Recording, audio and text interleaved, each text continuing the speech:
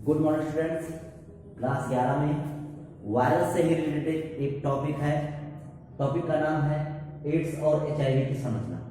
ठीक, तो आज हम आपको बताएंगे एड्स क्या होता है और जो एड्स रोग होता है वो एचआईवी के द्वारा होता है और एचआईवी की संरचना कैसी होती है। तो हम ये सब जानेंगे इस टॉपिक में।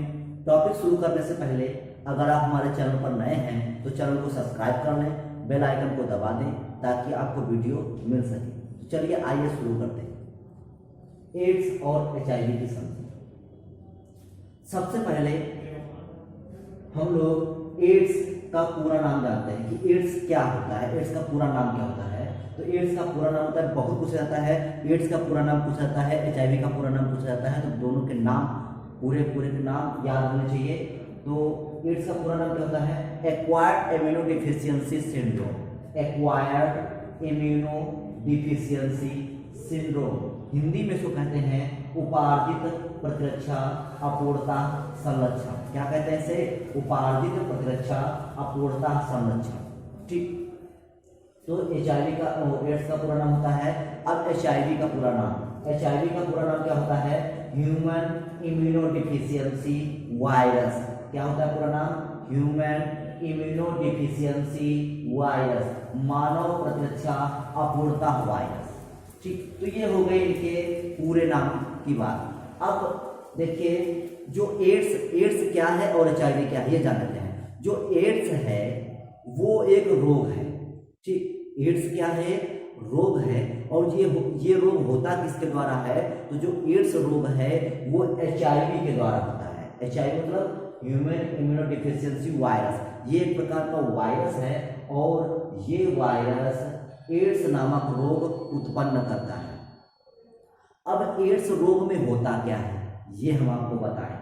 तो अगला प्रश्न है कि एड्स रोग होता क्या है।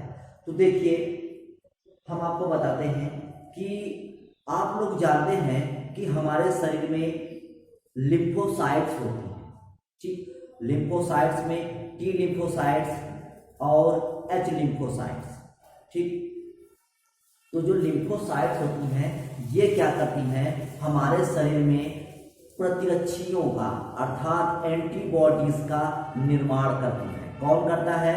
लिम्फोसाइट्स क्या करते हैं? एंटीबॉडीज का निर्माण करते हैं। ठीक, तो ये एंटीबॉडीज क्या करते हैं? ये एंटीबॉडीज जब कोई भी रोगाणु या कोई भी रोग हम लोगों के शरीर में प्रवेश करता है तो ये एंटीबॉडीज, ये प्रतिरक्षी उस रोग से लड़ते हैं और उस रोग से लड़ने के बाद उसको नष्ट कर देते हैं। ठीक, तो ये अब एड्स में क्या होता है? एड्स में क्या होता है? जब एचआईवी वायरस किसी मनुष्य पर अटैक करता है तो क्या करता है वो एचआईवी वायरस सबसे पहले जाकर उन लिम्फोसाइट्स को ही नष्ट कर देता है। ठीक, तो ये जो एचआईवी वायरस होता है वो T4 लिम्फोसाइट्स को जाकर नष्ट कर देता है। अब ये बताइए, जैसे हमारे देश की सेना है और उस देश की जो सेना की भर्ती जो करता है, जो अधिकारी सेना की भर्ती करता है, अगर कोई जाकर उस अधिकारियों की पूरी जो टुकड़ी है उनको ही नष्ट कर दे तो सेना की भर्ती होगी ही नहीं। और जब सेना की भर्ती नहीं होगी तो जो दुश्मन है वो आकर देश पर अधिकार कर लेगा। ठीक उसी प्रकार से जो एचआईवी वायरस है तो हमारे शरीर में जो लिम्फोसाइट्स होती हैं वो लिम्फोसाइट्स जो प्रतिरक्षी का निर्माण करती हैं, ये एचआईवी वायरस उन टी लिम्फोसाइट्स को ही जाकर नष्ट कर देता है। अब देखिए टी लिम्फोसाइट्स नष्ट हो गई तो उसके द्वारा बनने वाले प्रतिरक्षी भी नहीं बनेंगे, अर्थात एंटीबॉडीज का निर्माण नहीं होगा। और जब एंटीबॉडीज का निर्माण नहीं होगा तो फिर रोगाणुओं से अर्थात एंटीजन से कौन लड़ेगा? प्रतिजन से कौन लड़ेगा? और जब प्रतिजन से कोई लड़ेगा ही नहीं तो वो प्रतिजन, वो एंटीजन आकर हमारे शरीर पर अधिकार कर लेंगे और हमारे शरीर को विभिन्न प्रकार के रोगों से भर देंगे। तो हमारा शरीर रोगग्रस्त हो जाएगा क्योंकि हमारा शरीर उन रोगों से लड़ नहीं पाएगा प्रतिरक्षियों के अभाव में। तो जब शरीर बहुत ही ज़्यादा रोगी हो जाएगा तो अंत में क्या होगा? हमारा शरीर उस रोग की अवस्था को सह नहीं पाएगा और हमारा शरीर मृत हो जाएगा। तो इस प्रकार से HIV वायरस जो है हमारे टी लिम्फोसाइट्स को नष्ट कर कर जो है एड्स रोग फैलाता है और एड्स रोग के कारण ही रोगी की मृत्यु हो जाती है। ठीक, तो ये तो हो गया HIV कैसे क्या करता है, पूरी इसकी कहानी हो गई।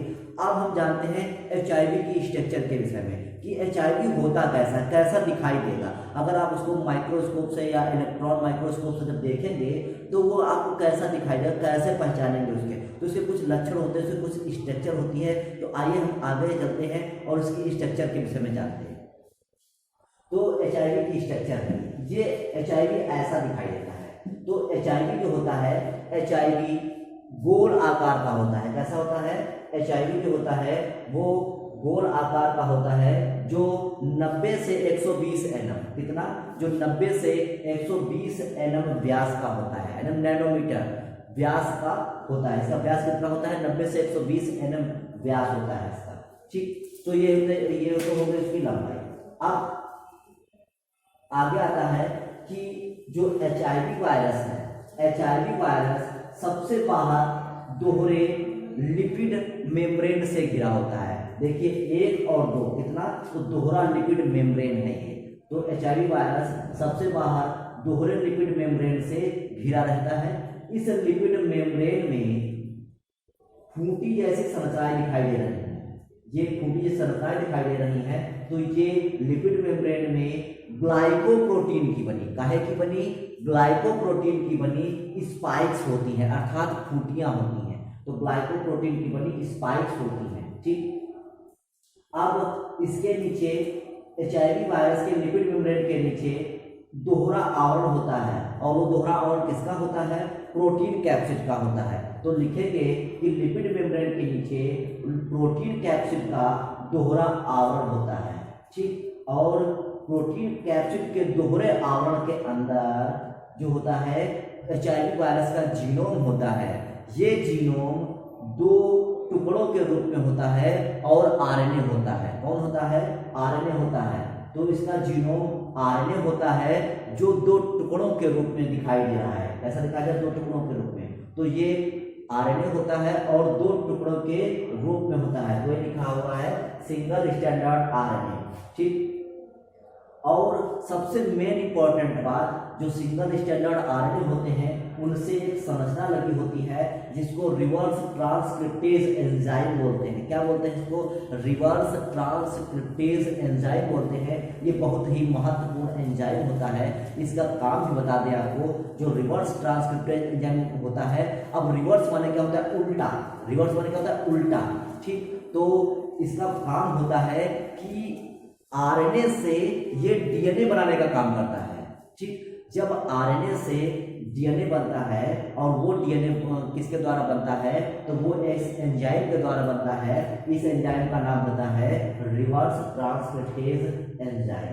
तो ये हो गए आपके HIV वायरस की स्ट्रक्चर। आपको इसको लिखना भी है और समझना भी है। ये स्ट्रक्चर आपको बनाना है।